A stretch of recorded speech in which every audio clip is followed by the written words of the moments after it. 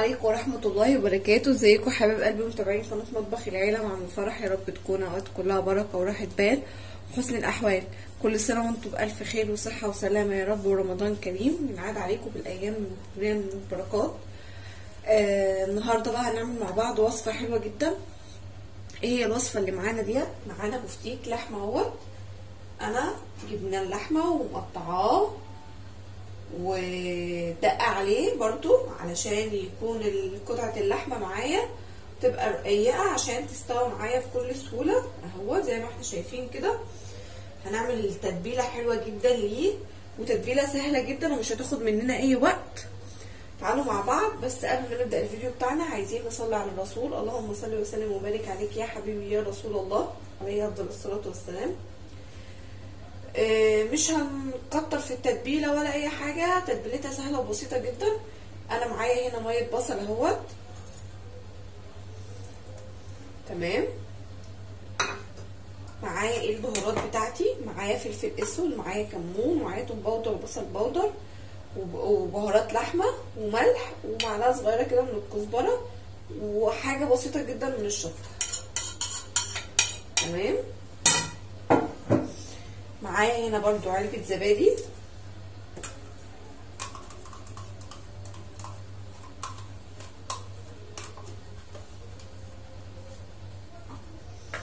وهناخد معلقة كده من الكاتشب،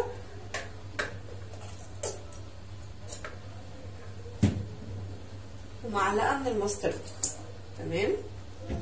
نقول التوابل بتاعتنا تاني: معلقه من المستردة، معلقه من الكاتشب، ميه بصل، والبهارات بتاعتنا، وعلبه الزبادي. وهنقلب الخلطه الجميله دي كده كلها مع بعضها.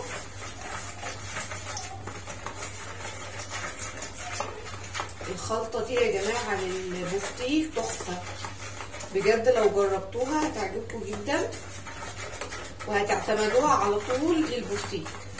وليه خدنا ميه بصل وما خدناش التفل؟ عشان التفل بيعمل عازل كده ما بين اللحمه والتتبيله. لا احنا بناخد ميه البصل بس. هنحط بقى معلقتين كده من الخل.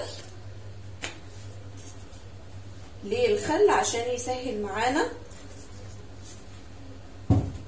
ان اللحمه بتاعتنا تستوي بسرعه كده وما تقعدش كتير على النار تمام. كده خلاص التتبيله بتاعتنا جاهزه اهيت زي ما انتم شايفين كده مع بعض. هبدا انزل باللحمه بتاعتنا اهو. هنزل باللحمه بقى كلها واحطها في قلب التتبيله بتاعتنا ديت اهي زي ما احنا شايفين كده.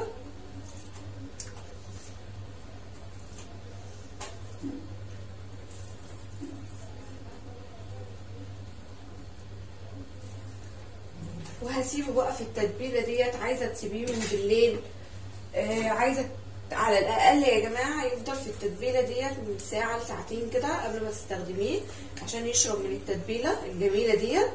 فانا بعمله دلوقتي على بيات يعني بالليل، وهسيبه وهعمله ان شاء الله بكره على الفطار تمام. فانا هقلبه في الخلطه واوريه لكم كده. التتبيله معايا اهيت يا جماعه جاهزه. هنغطيها بقى باسترتش او ان احنا ممكن نحطها في كيسه كده تمام.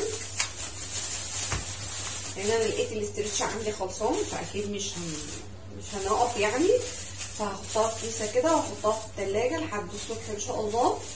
وبعدين انا بحب اعمل التتبيلات ديت على بيات عشان اللحمه او الفراخ تاخد من التتبيله بتاعتها خالص لحد ما تستكفى كده براحتها. احطها في التلاجة ونرجع مع بعض على طول. مجرد تغمضوا عينكم تفتحوها كده نرجع نعمل الكفر اللي مش يقع من على اللحم خالص، ونحمرها مع بعض وناكل احلى بفتيك. بفتيك اهو بقى يا جماعه بعد ما سبته في التلاجة من بالليل يتبل. ومعايا بقى هنا الحاجه اللي احنا هنغلفه بيها. ده دقيق عادي ما حطيتش عليه اي حاجه. ده بقسماط حطيت عليه لكل كوبايه بقسماط ربع كوبايه نشا. ليه النشا؟ علشان ما تخلوهوش البقسماط يعمل منك في الزيت وما يتحرقش منك على طول، وفي نفس الوقت يقعد فتره طويله. وده بيض على لبن على فلفل اسود وملح مبهراه عشان نعمل الخلطه بتاعتنا. اهو يا جماعه. اول حاجه بننزل بالبفتيك بتاعنا كده في قلب الدقيق، نعفره كده في الدقيق. واعذرونا بقى، احنا بنحب نستخدم ايدينا وما بنحبش نستخدم الشوك.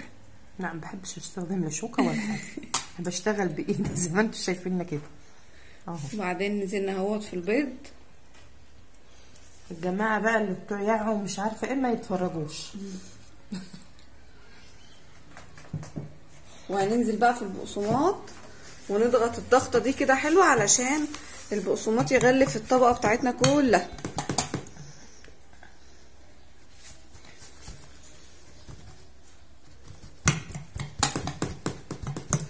اهو زي ما احنا شايفين. نفضه بقى كده كويس قوي من اي بقسماط زياده. نعمل مع بعض واحده كمان اهو. بناخد من البفتيك بتاعنا ننزل بيه في الدقيق، ومن الدقيق على البيض، ومن البيض على البقسماط.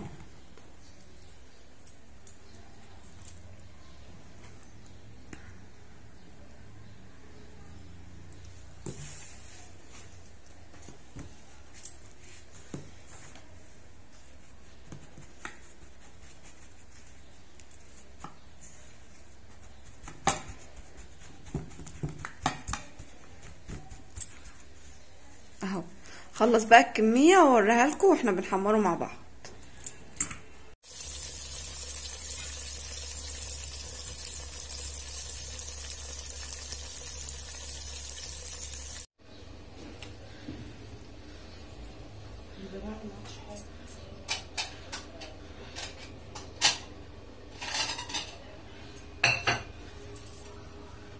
ده يا جماعه البفتيك بتاعنا اهوت. شايفين بسم الله ما شاء الله، شايفين لونه والطبقه متماسكه عليه وجميل جدا